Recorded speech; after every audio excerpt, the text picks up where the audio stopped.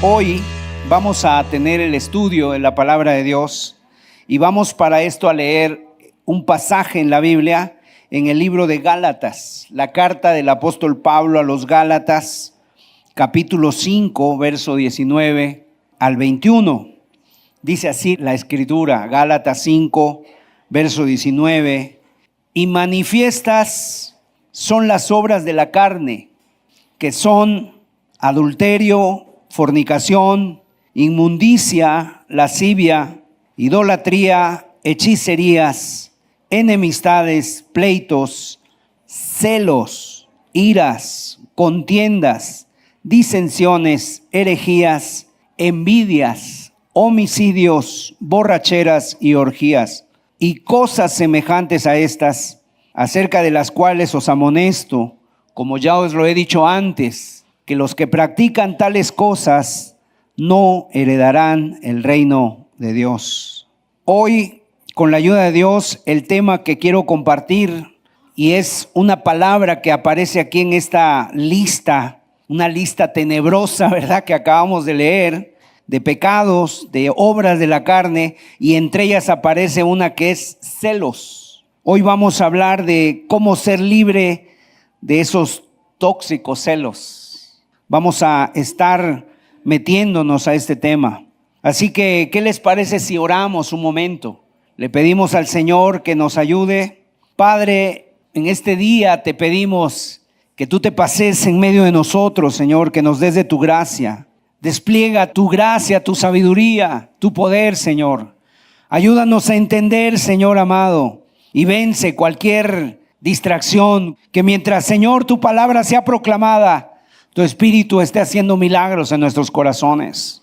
Te lo pedimos, Señor, que nos regales esa libertad que trae tu Espíritu Santo, Señor, a los corazones, en el nombre de Jesús. Amén.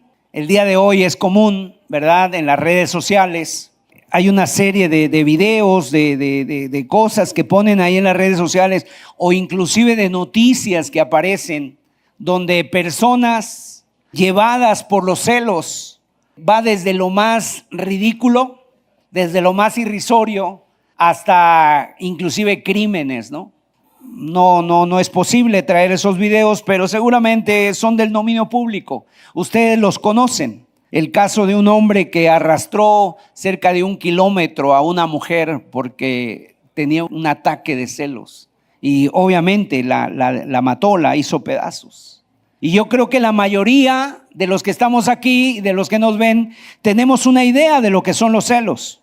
Pero vamos a hablar de lo que dice la palabra de Dios. Porque aquí en Gálatas capítulo 5, verso 1, dice que este pecado o esta obra de la carne, que es los celos, que los que practican tales cosas no heredarán el reino de Dios. O sea, el reino de los cielos no será para ellos. Personas que asisten a una iglesia, personas que han escuchado el evangelio, personas que han estado teniendo muchos años en 4 paredes escuchando la palabra de Dios, pero si albergan en su corazón esto, pues no van a heredar el reino de Dios. Entonces, he dividido este tema en 4 bloques. Lo primero que vamos a ver es qué son los celos, la naturaleza de los celos. En segundo lugar, los síntomas, cuáles son los síntomas de una persona que tiene este problema. En tercer lugar, cuáles son las causas por las que se originan.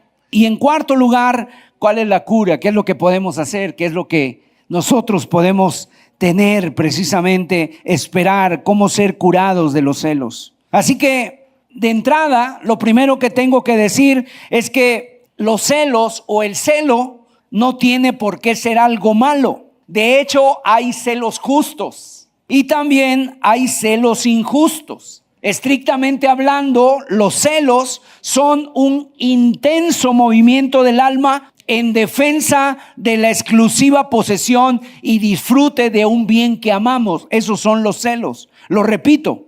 O sea, es un movimiento intenso del alma que se mueve para defender la exclusiva posesión y disfrute de un bien. El bien que yo amo, o sea, lo quiero poseer yo solo, lo quiero disfrutar solo para mí, lo quiero disfrutar yo solo. Y lo hemos dicho muchas ocasiones, el amor atrae. El que ama se siente atraído hacia aquello que ha cautivado sus afectos, pero a la misma vez se siente atraído, también siente un tirón hacia aquello, o sea, un tirón, un amor que siente también, digamos, y que combate todo aquello que se quiere interponer en ese amor. El que ama se lanza hacia lo que ama, pero también combate todo aquello que puede estar en medio de lo que ama. Entonces, por ejemplo, son dos movimientos que se hacen. Por un lado, yo quiero que quede claro el concepto de los celos, porque no todo es malo, hay que verlo, analizarlo. Por una parte,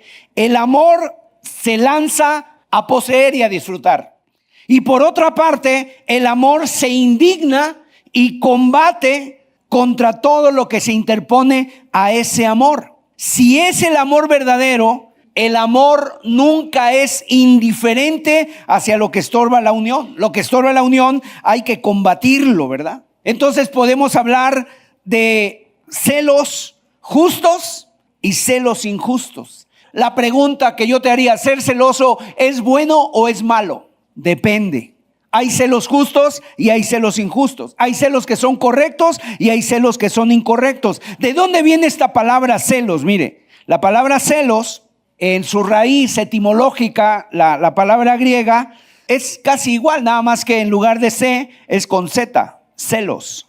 Y habla de un coraje, una especie de envidia, de hervor en la sangre, que te hierve la sangre por algo que tú no tienes y alguien más sí lo tiene. A eso se refiere primariamente, un deseo por lo que el otro tiene, pero yo pienso que lo merezco.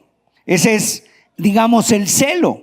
Y, por ejemplo, un esposo espera que su esposa reserve para él solamente sus abrazos y sus caricias. De la misma manera, una esposa, ella anhela solamente reservado para ella los besos y los abrazos, las caricias de su esposo. O sea, tiene derecho a disfrutar de la intimidad de manera exclusiva.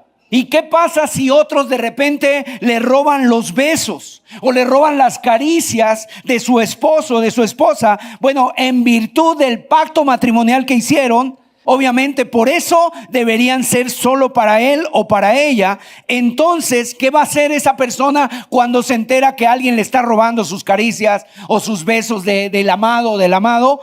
Va a arder en indignación. Ahí, como dicen, va a sacar los dientes. Ahí va a desenvainar la espada. Sin embargo, primeramente quiero que veamos los celos justos. El ejemplo más hermoso de celos justos, de celos honestos, es Dios mismo. Dios es un Dios celoso, dice la Biblia. Acompáñeme a Deuteronomio capítulo 4, verso 22. Mire, son palabras de Moisés antes de morir. Y entonces Moisés llamó a los judíos, a los israelitas, y les dijo: así que yo voy a morir en esta tierra y no pasaré el Jordán, mas vosotros pasaréis y poseeréis aquella buena tierra. Guardaos, no os olvidéis del pacto de Jehová vuestro Dios, que Él estableció con vosotros, y no os hagáis esculturas o imagen de ninguna cosa que Jehová tu Dios te ha prohibido. Porque Jehová tu Dios es fuego consumidor. Y luego, ¿qué más dice Dios? ¿Qué?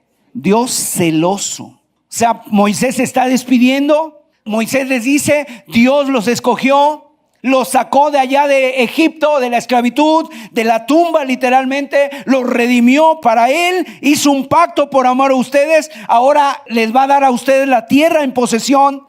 Pero acuérdense, Él merece la posesión exclusiva de ustedes, de su amor. Él merece ser el tesoro de su corazón. Y entonces, si cuando tú entres en la tierra te enamoras de los ídolos que hay allá y comienzas a besuquearte con los ídolos, acariciarlos, Dios es fuego consumidor, arderá de indignación y te devorará. Así nos cela el Señor. El Señor nos quiere exclusivamente para Él. Santiago capítulo 4, verso 5, mira lo que dice el apóstol. Dice: ¿o pensáis que la Escritura dice en vano, el Espíritu que Él ha hecho morar en nosotros nos anhela celosamente? El Señor tiene celos justos, celos honestos por su pueblo. Y Él espera que nosotros también sintamos un celo real por Él. Mira el profeta Elías. El profeta Elías era un profeta de Dios. Y de repente Dios viene y le pregunta porque Elías ha caído en una especie de temor. Se ha ido al desierto, ha estado cansado, literalmente se deja caer debajo de un arbusto, se queda dormido y viene Dios y le pregunta: ¿qué haces aquí, Elías? Seguramente recuerdan el pasaje.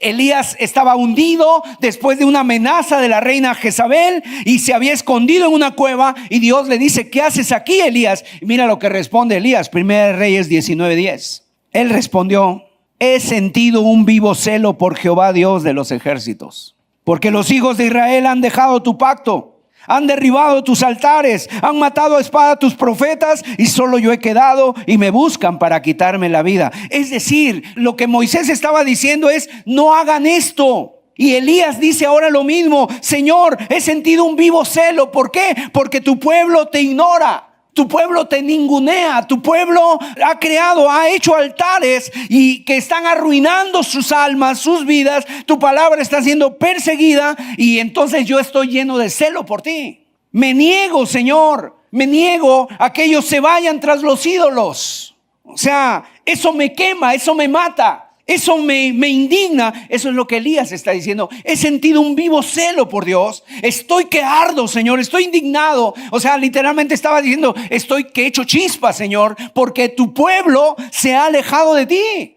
Y ha sentido un vivo celo. Ahora vamos a ver un pasaje donde el mismo Señor Jesucristo entra al templo.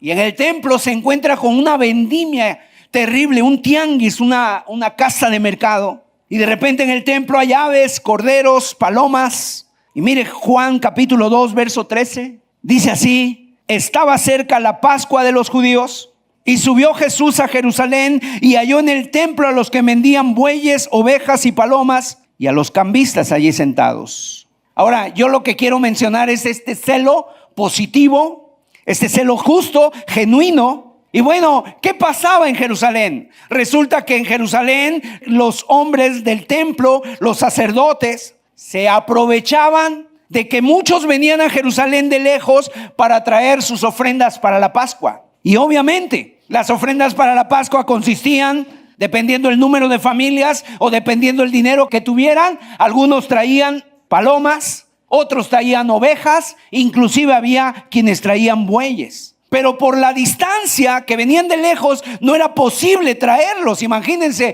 venir cargando una oveja desde otro país, o venir cargando o arrastrando un buey. No era fácil. Entonces, ¿qué hacían en el templo? Como ellos no los pueden traer, aquí se los vendemos. Y obviamente se los vendían, sí, pero más caros, al precio que ellos querían. Literalmente, como dicen, hacían su agosto. Hacían su agosto esos vendedores, aprovechaban cualquier cosa, ¿verdad? Así ellos lo hacían, y entonces se aprovechaban de la necesidad de los que venían a Jerusalén a celebrar la Pascua, y como no traían sus ofrendas, aquí se las vendían, y se las vendían al doble o al triple. Era un abuso, literalmente, como se hace el día de hoy en las religiones.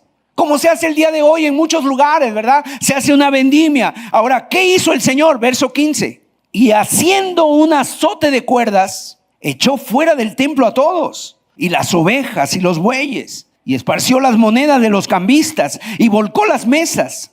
Y dijo a los que vendían palomas: quitad de aquí esto, y no hagáis de la casa de mi padre casa de mercado. O sea, ¿qué estaba moviendo al Señor Jesucristo a hacer esto? ¿Saben qué lo movió? Lo que dice el verso 17. Un celo santo, dice el verso 17. Entonces se acordaron sus discípulos que está escrito: el celo de tu casa me consume. ¿Qué había en Jesús? Un celo santo. O sea, en otras palabras, un celo que le estaba dando, porque los hombres venían a adorar a Dios, pero había quienes les impedían adorarlo, quienes impedían amar a Dios como Él se merece. Y entonces había distractores. ¿Te imaginas la angustia de una persona que diga: yo quería traer una oveja? ¿Cuánto vale la oveja? Pues el triple de lo que cuesta allá en tu tierra. Y obviamente ellos decían: no puede ser, no puedo traerle una ofrenda a Dios. Se estaban interponiendo. Y entonces ahí había un celo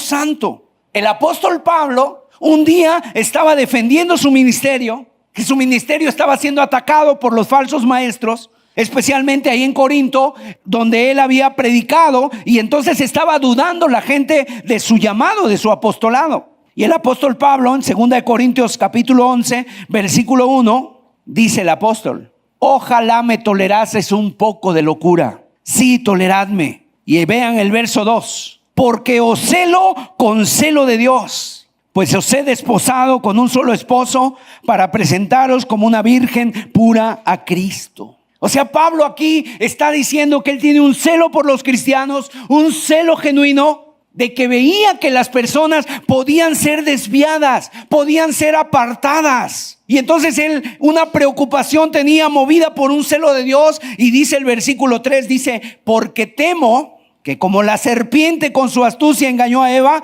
vuestros sentidos sean de alguna manera extraviados de la sincera fidelidad a Cristo. Ven lo que Pablo está hablando, de un gran celo, de un celo de Dios, el celo de Pablo. O sea, ¿qué estaba diciendo Pablo? Es que me enoja, es que me indigno ver a esos falsos maestros esquilmando a las ovejas, engañándolas. Hay un celo ahí en mi corazón. Me preocupo por ustedes, porque para que ustedes no anden coqueteando con cosas del mundo, porque el Señor fue el que los rescató. Ustedes son de Cristo, ustedes se le deben a Cristo, ustedes solamente para Cristo tienen que amarlo, tienen que servirlo, tienen que vivir para Él y no andar besuqueando a otro tipo de ídolos. Entonces era el celo lo que movía a Pablo. Y yo creo que, amados, ese celo es el que nosotros debemos de sentir como verdaderos cristianos cuando vemos que hay muchas falsas religiones, cuando vemos que hay muchos falsos evangelios, cuando vemos que la gente vive engañada y no está viviendo de acuerdo a la palabra de Dios. Y ese celo nos debe de llevar a apartarnos de esas cosas, ¿verdad? A vivir para Cristo, o sea, un celo. Imagínate Pablo, el que estaba viendo que los discípulos que habían sido ganados para Cristo, que se habían convertido a Cristo, estaban siendo llevados a falsos maestros. Y a lo mejor ellos, los cristianos, pues no entendían. Ah, sí, vamos, no hay problema, son cristianos también. Y decían: Pablo, no.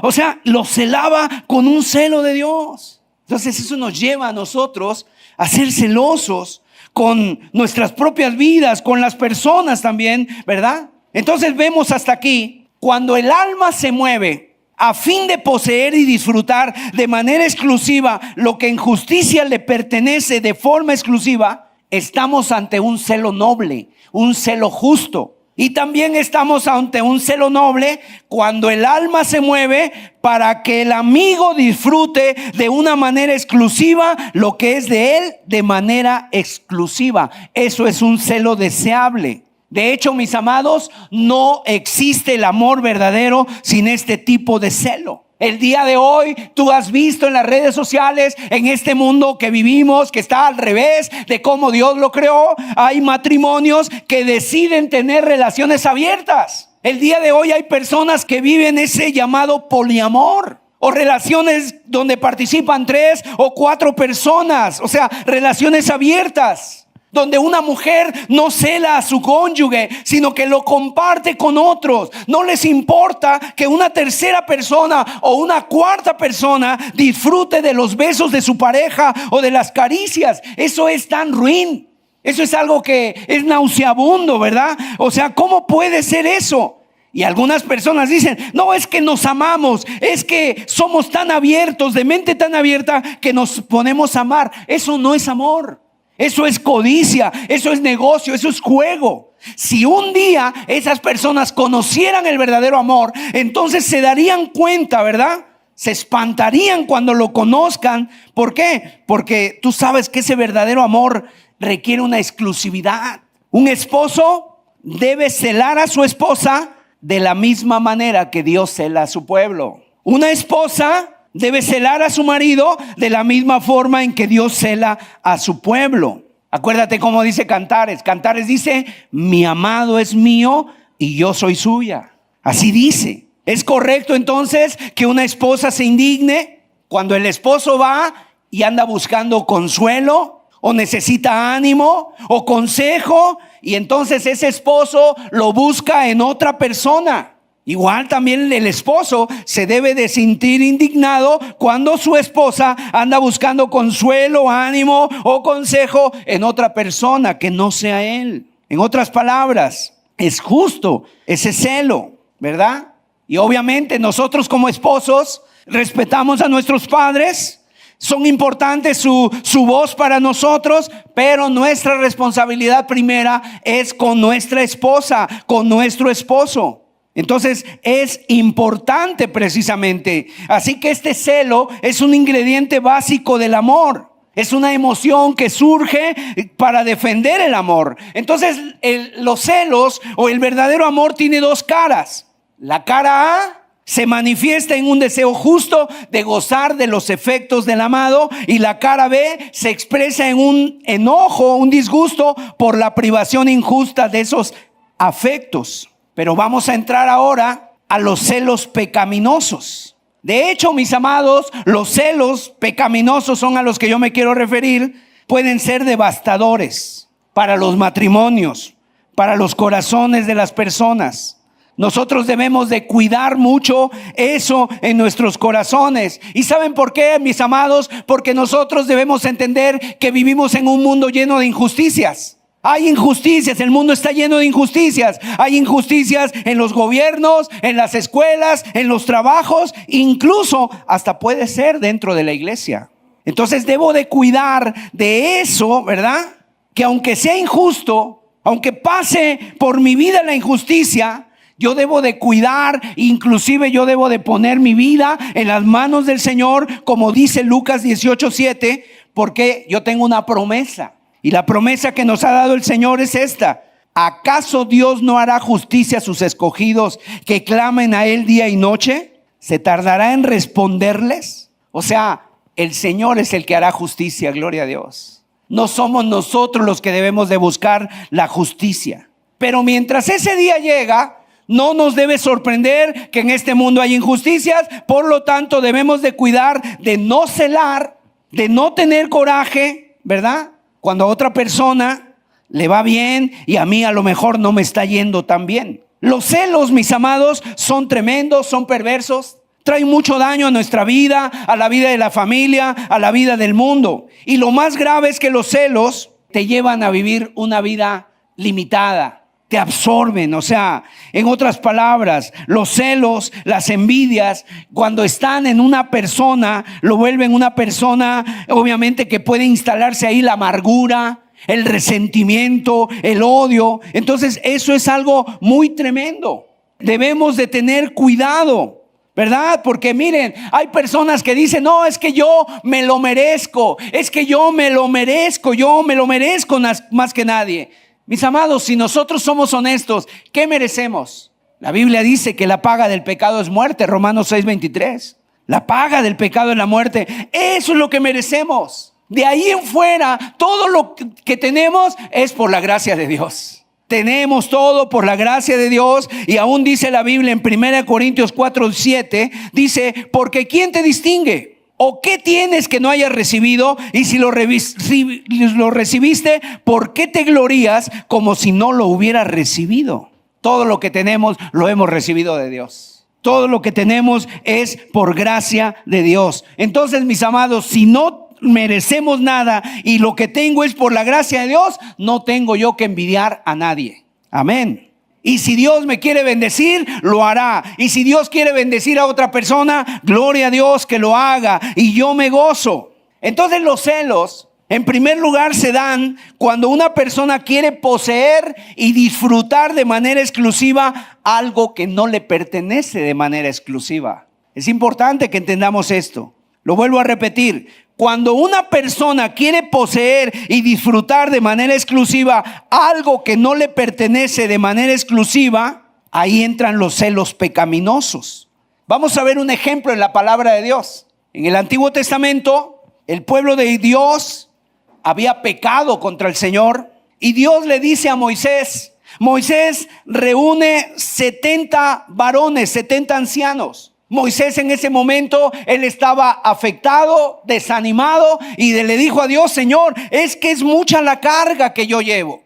Es que ya no puedo más, Señor, y estoy cansado. Y entonces Dios le dice: reúne 70 varones, 70 principales en el tabernáculo de reunión. Y entonces ellos fueron. el Señor salió, descendió al tabernáculo sobre ese lugar y dice la palabra que tomó del espíritu que había en Moisés y lo puso, lo transmitió a esas 70 personas. Pero ocurrió algo interesante. De las 70 personas que estaban en la lista, solamente asistieron 68 y 2 personas se quedaron en el campamento. Esas 2 personas no asistieron al tabernáculo, pero como estaban en la lista, la Biblia dice que ahí en el campamento profetizaron. Empezaron a profetizar y no cesaron, dice la escritura. Acompáñeme a Números capítulo 11.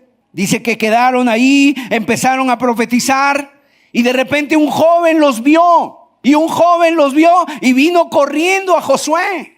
Números 11, 28 y 29. Entonces respondió Josué, hijo de Nun, ayudante de Moisés, uno de sus jóvenes, y dijo: Señor mío, Moisés, impídelos. Y Moisés le respondió: ¿tienes tú celos por mí?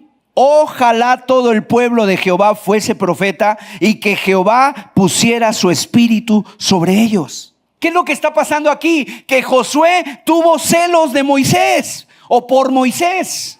Pero esos celos de Josué no eran buenos, porque Josué quería que solamente Dios hablara a través de Moisés, que Dios solamente se moviera a través de Moisés por medio al pueblo de Israel, que Moisés fuera el único canal en el cual se manifestara Dios a su pueblo.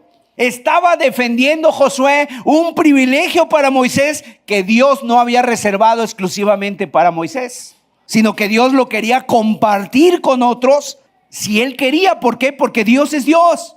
Y en ese momento lo estaba haciendo. Gracias a Dios, fíjense ustedes, Moisés no se dejó arrastrar por ese sentimiento. Porque si Moisés hubiera dicho, tienes razón, Josué, hay que impedir a estos jóvenes que no profeticen, se hubiera envenenado su corazón. Así que, mis amados, cuando uno reclama para sí la posición exclusiva de un bien que no le pertenece de manera exclusiva, está dando lugar a celos pecaminosos. Estás dando lugar a celos pecaminosos. Por ejemplo, yo tengo el derecho a ser el único al que mi esposa abrace románticamente. Es mi derecho. Pero yo no tengo derecho a ser el único que tenga amistad con mi esposa. Ella puede tener amistad con sus hermanas, con las hermanas de la iglesia, por supuesto. Entonces, si yo empiezo a tener celos porque ella tiene amistad con otras personas y no solamente conmigo, esos ya son celos pecaminosos. Porque yo estoy reclamando algo para mí que en justicia no es para mí solo. Sus besos sí, sus abrazos sí, pero su amistad no. En segundo lugar, los celos pecaminosos se dan cuando surge una tristeza o un intenso dolor emocional causado por un temor irracional a perder el bien que se ama. Ahí sí son pecaminosos los celos. O sea, cuando hay un temor a perder el bien que uno ama, en este caso, el del cónyuge, ¿verdad? Entonces, son celos pecaminosos. ¿Por qué, mis amados? Porque los celos llegan a ser irracionales, llegan a ser infundados, un temor desbocado por perder el afecto, la lealtad del cónyuge, y entonces el alma, ¿qué hace? Se alza y se pone en guardia para custodiarlo, para guardarlo, para casi que espiarlo, y estamos cayendo en celos pecaminosos. Entonces hay que tener mucho cuidado en esto. Quiero decirles que la palabra celos, hemos estado viendo que en un momento son cosas positivas, pero que se pueden convertir en negativas. Mire, Filipenses capítulo 3, verso 17. Por ejemplo, cuando yo deseo algo que otra persona tiene, eso en sí no es malo. Filipenses 3:17, el apóstol Pablo decía: hermanos, sed imitadores de mí y mirad a los que así se conducen según el ejemplo que tenéis en nosotros. O sea, no tiene nada de malo el querer ser como alguien por sus cualidades morales y su conducta. Si yo digo, ay, este hermano tiene conocimiento de la Biblia, tiene gracia de Dios, este hermano tiene una conducta, yo quiero ser como él, eso no es envidia. Eso es algo bueno, inclusive, sed imitadores de mí. 1 Corintios 11, verso 1, Pablo dice, sed imitadores de mí, así como yo de Cristo.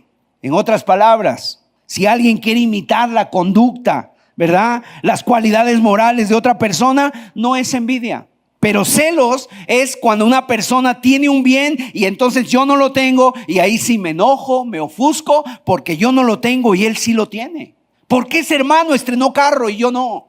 ¿Por qué ese hermano vive mejor que yo? O sea, empezamos a tener de ese tipo de celos. O con el esposo o la esposa y empezamos a espiarlo, empezamos a perseguirlo, empezamos a querer controlar todo. Entonces, eso es en primer lugar la naturaleza de los celos. Ahora vamos a ver cómo se manifiestan los celos. Pasamos al segundo bloque, en el marco del matrimonio sobre todo. Yo estoy convencido, mis amados, de que hay personas aquí que necesitan que el Señor obre en este punto en sus vidas y necesitan experimentar el socorro de Dios. Y si eso ocurre en este día y el Señor nos ayuda, será una bendición para poder librar esa batalla. Y el Señor será grandemente bendecido, exaltado y glorificado. Amén. Ahora fíjense ustedes, cuando se instala un miedo, un terror, ¿verdad? ¿A qué? A que el cónyuge mude su lealtad, se entregue a otra persona, se fije en otra persona, y entonces comienza una preocupación, enseguida se convierte en una obsesión. Y esa obsesión, los celos, por eso dice que son tóxicos los celos, o sea, porque se forma una obsesión y eso le va asfixiando, le hace vivir en un estado de ansiedad, le hace vivir en una permanente vigilancia, y el celoso empieza a ver amenazas donde no las hay. Y comienza a malinterpretar las intenciones de las personas que se acercan a su cónyuge. Y si una persona se le acerca, ¿por qué se acercó esa persona? ¿Por qué te habló? ¿Por qué te dijo? A ver, ¿qué te dijo? ¿Por qué se pone ahí? ¿Por qué se sienta ahí cerca de ti? Y el celoso está construyendo, está interpretando, está reinterpretando palabras, gestos, silencios, circunstancias. Inclusive hasta se pone a interpretar en su mente. Tal vez lo dijo por esto. Tal vez lo hizo por aquello. Y esos son celos enfermizos. La Biblia dice en Santiago capítulo 3 que los celos, dice la Escritura, que donde hay celos hay turbación y toda obra perversa. La persona empieza a interpretar cosas, a ver cosas que no existen. Y si la esposa o el esposo se entusiasma con alguna actividad, con el deporte o con cualquier cosa, obviamente esa persona va a malinterpretar la alegría del esposo o de la esposa, porque va a decir cómo tú nada más, prácticamente casi que nada más te tienes que alegrar en mí o conmigo. Y su corazón, al ver que está encontrando alegría en otras cosas, pero no encuentras alegría en mí, entonces, mis amados, la persona se va al fango de los celos y le hace estar irritable. Le hace desarrollar conductas de supervisión y obviamente control sobre el cónyuge. Vigila con quién habla, vigila a quién mira, vigila dónde se sienta, el uso del móvil lo vigila, de sus redes sociales, fiscaliza la gestión del tiempo, pasa por el filtro de la sospecha cualquier comentario que el cónyuge haga, y es una enfermedad. Son pecaminosos, son diabólicos. Y si la cónyuge o el cónyuge hacen un comentario bueno sobre otra persona, lo interpreta como la señal de que sus afectos están cambiando, y entonces está preguntándose ¿por qué? ¿Por qué? Si la persona se atrasa un poquito, oye, te atrasaste 5 minutos, 10 minutos, ¿dónde estabas? Y en ese estado de vigilancia permanente, de tensión permanente, es posible que estalle en reproche, que estalle en explosiones de ira, en enojos que no tienen fundamentos. Y lo deja de hablar y le hace un espectáculo. Y cuando la amenaza se convierte en una persona, cuando cree que su cónyuge está cambiando los afectos hacia otra persona, el celoso va a vivir comparándose, vive compitiendo secretamente con esa persona. Y los celos, mis amados, dan lugar también a la envidia. Y obviamente los celos no se detienen. Se puede llegar inclusive a dar lugar al odio homicida. Ahora, no estoy diciendo que la persona celosa va a terminar empujando a un barranco a su cónyuge, ¿verdad? Que puede suceder en algunos casos, pero sí está diciendo que en su corazón abriga un deseo de que la otra persona desaparezca. Mis amados, si alguien de los presentes se está identificando con esta descripción, tal vez no en todo, quizás no con la misma intensidad, pero se identificas que en tu vida hay algo de esto, por favor, mira, no te escondas, no te justifiques, porque el Señor quiere liberarte, gloria a Dios. El Señor quiere sanarte. El Señor quiere hacerte libre. Él ha salido a tu encuentro no para torturarte, sino para liberarte y para derribar las fortalezas, porque dice la Biblia que donde está el Espíritu del Señor hay libertad. Vamos a pasar en tercer lugar, ¿cuál es la causa de los celos? ¿De dónde vienen? ¿Dónde se arraigan? ¿Cuáles son las causas de estos celos injustos? Si tú fueras a una terapia psicológica, te van a decir en general que la causa de este mal es una inseguridad debida a una baja autoestima. Es que tienes baja autoestima y eso te provoca una inseguridad personal, por lo que tienes una baja autoestima. Y entonces la terapia que proponen es el fortalecimiento de la autoestima, el desarrollo de las habilidades para gestionar esos pensamientos que se cuelan de manera furtiva en tu mente y que envenenan tu corazón. Y entonces, ¿qué dicen? Tienes que fortalecer tu autoestima, tienes que desarrollar habilidades para gestionar que ya no vengan esos pensamientos. Ahora, mis amados, puede ser que esto dé resultado, de que la inseguridad, digamos, en cierta medida se supere estimando o elevando la autoestima de uno. Es verdad, puede ser que se refuerce, si se refuerza la autoestima, de repente, imagínate que esa persona eleva tanto su autoestima que ahora ya se cree la última Coca-Cola en el desierto. Y entonces es posible que supere los celos. Es posible que ya no vuelva a tener esos pensamientos, que acabe la tortura de los celos, es posible. Pero ¿sabes qué pasa en muchos casos? Que el remedio se hace peor que la enfermedad. Porque al rato tienes ahí a una persona soberbia y tienes a una persona muy orgullosa que anda por acá en la autoestima altísima. Así que cuidado, porque los celos van a dar lugar a la soberbia y al orgullo.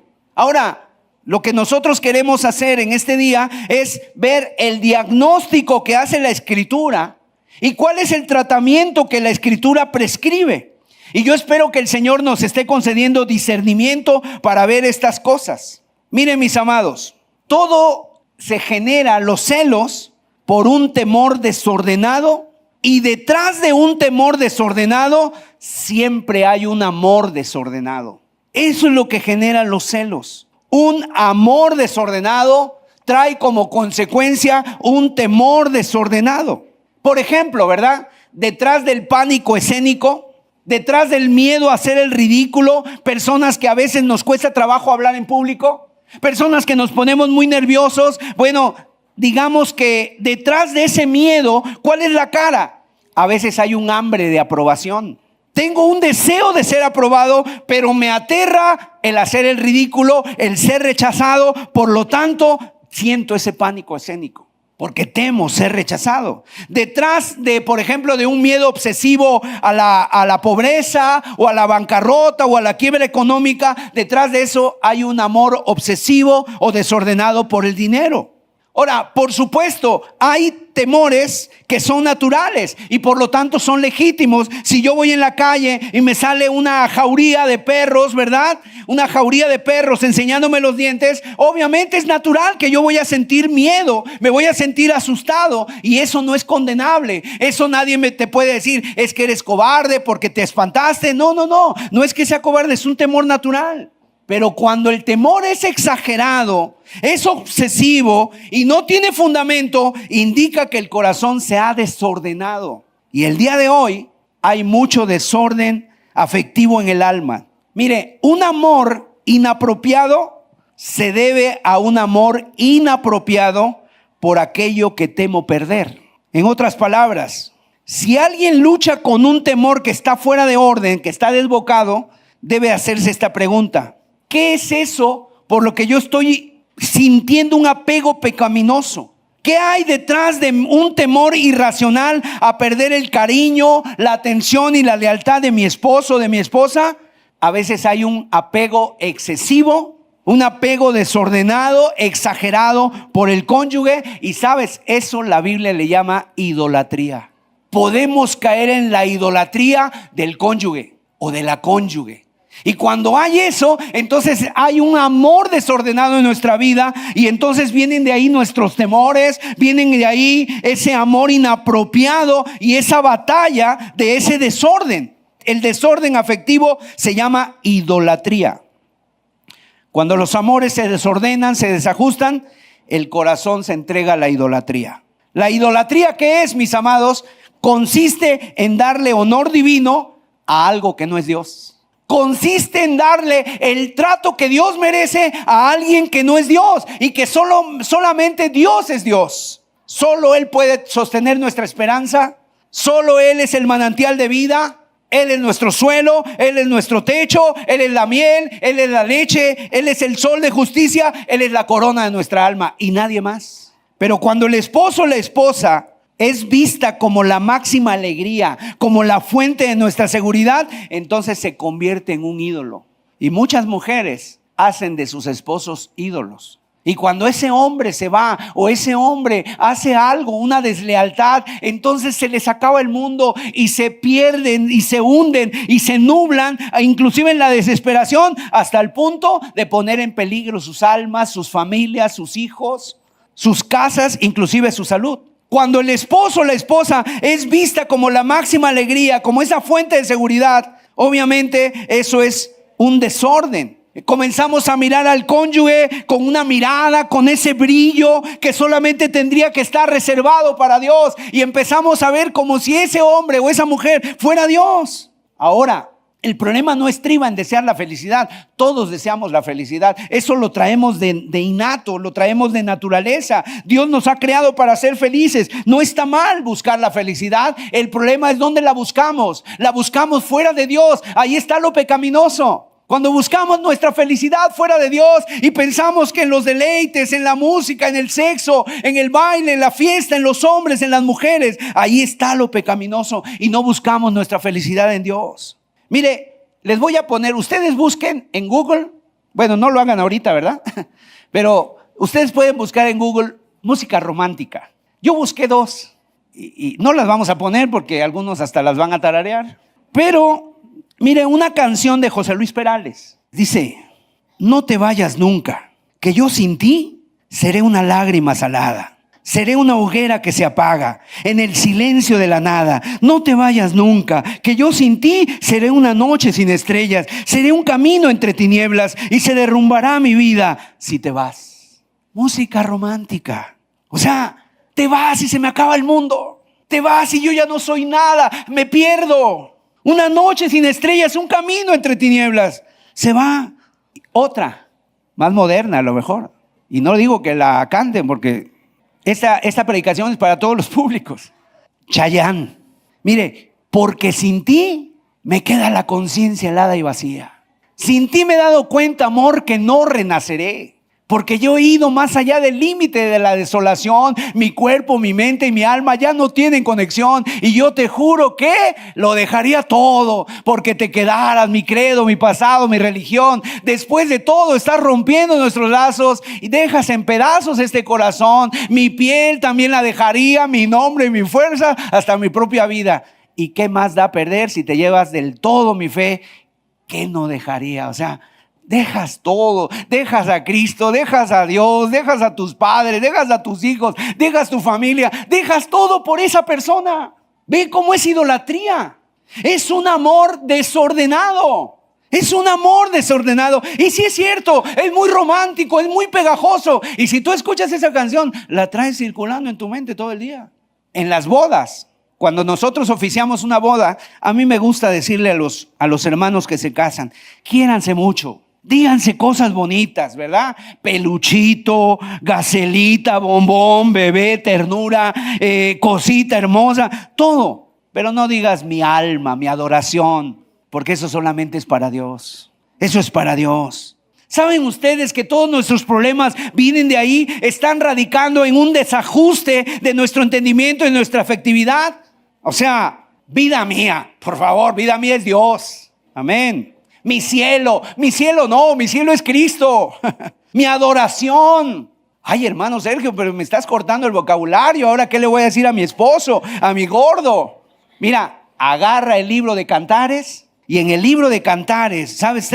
Ahí vienen piropos para la amada. Te voy a decir algunos. Qué bella eres, amor mío, qué bella eres, tus ojos son palomas. Toda tú eres hermosa, amada mía, y en ti no hay mancha. Tu aliento es como la fragancia de las manzanas, y tu boca como el buen vino. Tus labios destilan miel, esposa mía, debajo de tu lengua hay leche y miel. Eres una paloma, mi perfecta, la única de su madre. Eres toda hermosa, amiga mía, y en ti no hay defecto. ¡Qué piropos! Piropos bíblicos.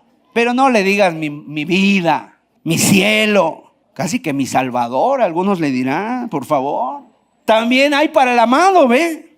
Mi amado es para mí un saquito de mirra que descansa entre mis pechos. Un saquito de mirra. Mi amado es entre rubio y moreno, se distingue entre millares. Que me bese con besos de su boca, porque mejores son tus amores que el vino. Mi amado es como un manzano, el mejor del huerto en comparación con cualquier otro joven.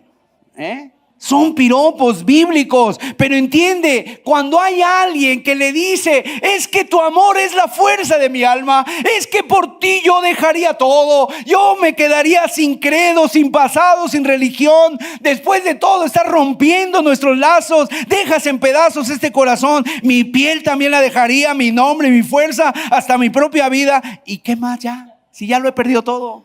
Sí, mis amados, entonces ¿sabes qué? Haces tú esto y es la receta para el desastre absoluto. Mujeres se suicidan, se van a las pastillas, se van al alcohol, se van al psiquiátrico, se van a las terapias que nunca terminan. ¿Por qué? Porque lo dejó, porque la dejó, y mientras el otro feliz y contento. La verdad, a lo mejor sí, son palabras, hermano Sergio, ¿quién va a hacer eso? Pues sí, son palabras y lo que quieras. A lo mejor en realidad el corazón ni lo siente. Salen del labio, pero a lo mejor el corazón sí lo siente y el alma se engancha y el alma se hace adicta y el cónyuge viene a ser un ídolo o una droga. Y cuando el alma se hace adicta, la persona encierra a su cónyuge con el puño y nadie se lo puede arrebatar. Y si se lo arrebatan, se le acaba la vida a esa persona. ¿Por qué? Porque no es que lo quiere solamente, es que ya lo necesita. Mis amados, ¿cuántos hombres, cuántas mujeres han salido adelante sin sus cónyuges? Y son valientes y Dios las ha ayudado. Y Dios les ha dado fuerza para ir adelante y sacar adelante a sus hijos con la ayuda de Dios. Entonces, mis amados, ¿qué pasa? Si esa persona hace de eso un ídolo, va a montar guardia, ¿verdad? No va a dormir, va a velar para que nadie se lo robe. ¿Y sabes en qué nos convertimos cuando le cambiamos nuestro afecto que solamente merece Dios, nuestro amor que solamente merece Dios? Nos convertimos en adúlteros espirituales. Porque estamos mirando con tibieza a Dios y estamos reservando nuestra pasión para otro, para el ídolo. Y sí, tal vez tú le puedes seguir diciendo al Señor, mi Salvador, mi Rey, mi Señor. Pero cuando sientes tu alma en llamas, que tu vida está en llamas, te lanzas a los brazos de otro. Y casi que esa es la persona que me va a ayudar, que me va a salvar, que me va a ir adelante. Mis amados, hay que tener mucho cuidado con los ídolos. ¿Por qué? Porque dice el Salmo, los ídolos son vanidad. Los ídolos son cisternas rotas. Los ídolos prometen y no te cumplen nada. No cumplen lo que prometen porque no pueden. Por lo tanto, la Biblia dice que el alma, que eleva su alma a cosas vanas, ¿verdad? Es elevar la mirada a los ídolos. Entregarse, suspirar, alzarse a los ídolos, lanzarse a ellos, dar el primer amor al ídolo. Nuestro primer amor es para Cristo, mis amados. Él es el Salvador de nuestras almas. Él es el que derramó su sangre preciosa por nosotros. Y sí, mis amados, nuestra esposa es amada, es querida, debe ser procurada. Un cristiano tiene que tener un amor por su esposa, como Cristo amó a la iglesia. Por supuesto, no estoy diciendo nada que no sea eso correcto. O sea, sin embargo, nuestro amor primero es el Señor. Él es el que salvó nuestra alma. Él es el que nos ayuda, a mi esposa y a mí, para salir adelante. Es el que me ayuda, ¿verdad? Gloria a Dios. Salmo 25, ¿qué dice la Biblia? Verso 1 al 3. A ti, oh Jehová, levantaré mi alma. Dios mío, en ti confío. No sea yo avergonzado. No se alegren de mí mis enemigos. Ciertamente, ninguno de cuantos esperan en ti será confundido. Serán avergonzados los que se rebelan sin causa. ¿Por qué, mis amados? Porque el Señor no cambia. Nosotros como cónyuges podemos cambiar. Nos enfermamos. Inclusive podemos perecer, desaparecer, ya no está. Pero el Señor estará siempre contigo. Pregunta, ¿cómo estás mirando a tu cónyuge? Si tú tienes temores desbocados, si tienes temores irracionales, tu corazón va a estar turbado y va a haber motivos razonables para ellos. ¿Por qué? Porque tu alma se ha elevado a cosas vanas. Y porque lo estás mirando con un brillo que solamente debe tener el Señor y no ningún hombre. Porque el Señor es el Salvador. Por eso dice Éxodo 20, verso 1 al 3. Habló Dios todas estas palabras diciendo: yo soy Jehová tu Dios, que te saqué de la tierra de Egipto, de casa de servidumbre. No tendrás dioses ajenos delante de mí. O sea, yo soy Jehová, yo te saqué, yo te hice libre. Yo di mi vida por ti, yo fui por ti donde estabas, en las penumbras, en la esclavitud, en las tinieblas, ahí en la cuneta de la vida. Yo fui por ti, fue el Señor. Así que el Señor es el que nos saca de la tumba, mis amados. Y cuando el alma está vibrante en estas verdades, cuando el alma no busca otros amantes, cuando el alma se nutre en Dios, porque está comiendo de Dios, porque tiene un banquete continuo, entonces se encuentra que ese yo soy es mi cielo, es mi amor, es mi todo. Yo soy Jehová tu Dios, y el alma está completa en Dios y está quieta en Cristo y está plantada ahí y está disfrutando de bendiciones, ¿verdad? Está disfrutando de las bendiciones legítimamente que Dios nos ha dado. Gloria sea a Él, mis amados. Así que vamos al punto final. ¿Cuál es la cura? ¿Cómo podemos combatir y mortificar este pecado? Yo creo que son dos cosas. En primer lugar, mire, debemos tratar con la incredulidad y debemos tratar con la idolatría. La primera, la salvación viene cuando nuestro entendimiento es alumbrado. Cuando Dios se nos muestra en Cristo como nuestro Dios y nuestro Padre. O sea, cuando en virtud del Espíritu Santo resuena ese yo soy tu Dios. Cuando no es solamente un credo, cuando no solamente es una letanía o una oración que yo estoy repitiendo, ¿verdad? Sino cuando es una realidad, cuando se mete en mis entrañas ese que Dios, yo soy tu Dios. No por boca del predicador, sino que el Espíritu Santo nos dice esa palabra al oído: yo soy tu Dios. Y cuando el corazón entiende eso, cuando el corazón se apropia por eso de la fe, entonces, mis amados, nuestro Dios viene a hacer el bien de nuestra alma. Y en Cristo estamos completos. Y Él es más que suficiente. Y decía un predicador: si Cristo es todo y nosotros tenemos a Cristo, en Cristo lo tenemos todo. Y un día, a lo mejor el esposo se va, me voy yo antes que mi esposa se va antes que yo, no lo sé. Pero si estoy en Cristo, yo estaré firme y confiado, porque el Señor no cambia, el Señor no muda. Y cuando yo tengo esta realidad y yo lo busco y el Señor me ha salvado y el Señor me ha limpiado, gloria a Dios, estaré pleno y feliz. Ahora, este pasaje, estas verdades, no solamente son para los celosos, son para todo tipo de personas. Y es un texto para ti y para mí, porque en Dios está callada mi alma. Salmo 62, verso 1, dice: en Dios solamente está callada mi alma. ¿En dónde está callada tu alma? ¿En tu esposo? ¿En tu esposa? De Él viene mi salvación, dice el salmista. Es Dios, en Él está callada mi alma. De Él viene mi salvación. Él solamente es mi roca y mi salvación, es mi refugio. No resbalaré mucho, solo de Él viene mi salvación. Y el Salmo 27, verso 10: aunque mi padre y mi madre me dejaran, con todo Jehová me recogerá, gloria a Dios. O sea, en otras palabras, cuando yo no necesito a mi cónyuge, y tome nota de esto, cuando yo no necesito a mi cónyuge, entonces es cuando yo puedo amarlo mejor. Pero cuando siento que lo necesito y que si se va, si muere, entonces yo seré una persona prácticamente desgraciada, sin gracia. Esa será la ruina de mi alma. Si yo lo necesito para vivir a Él, entonces yo me convierto a mi cónyuge como el toxicómano con la droga. ¿Y has visto esas relaciones? le pega, la maltrata, le dice, y ahí está, y ahí está, y ahí está. Porque esa mujer está drogada, como el toxicómano con la droga.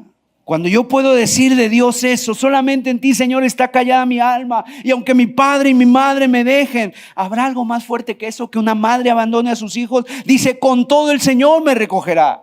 Entonces puedo decir, yo amo a mi esposa, pero mi vida depende de Dios. Mi amparo se llama el Dios vivo. Y mi amparo no se muere. Mi amparo está en lo alto. Mi amparo no cambia. Él es la roca de mi refugio. Esa es mi salvación. Y en segundo lugar, cuando la afectividad, los amores se ordenan y volvemos a mirar a Dios con brillo, con esa mirada, entonces tú le dices, tú eres mi primer amor, Señor. Y volvemos a mirar a Dios con asombro, con deleite, con ojos de afición piadosa. Y mi cónyuge ocupa un lugar importante, pero no el primero, ocupa el segundo. Porque Jesús dijo, el primer y más grande mandamiento es, amarás al Señor tu Dios con toda tu mente, tu alma y tus fuerzas. Y en segundo lugar, a tu prójimo. O sea, el segundo es tu esposa, es tu esposo. El orden divino es ese. Dios primero, después el cónyuge y después uno mismo. Si contraponemos esto o si anteponemos esto a la vida del cónyuge, a la vida de uno, nos enfermamos y entran los celos pecaminosos. ¿Y qué es lo justo para el cónyuge? Hay que darle. Hay que poner la vida por ella, como hizo Cristo el Señor por nosotros, pero no esperar que Él o ella sea la fuente o el gozo de mi alma. ¿Quién es la razón de tu vida? ¿Quién es la razón de mi vida? Mi amparo, mi sumo bien es el Señor. Y cuando el alma encuentra en Dios su todo, su tesoro, las demás cosas se acomodan y el corazón vuelve a su sitio y el dolor desaparece. Gloria a Dios. Y puedo superar esto. ¿Cómo se supera una pérdida? ¿Cómo se supera una deslealtad? ¿Cómo se supera una situación que tú has pasado? Aferrándote a Cristo.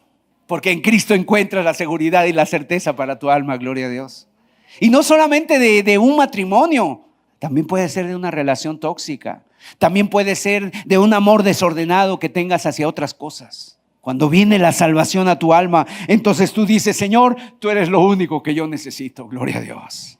¿Qué podemos hacer para terminar? Dos cosas. Número uno, confiesa y lamenta tu pecado. Dile al Señor, Señor, perdóname porque yo he sido un celoso, pecaminoso.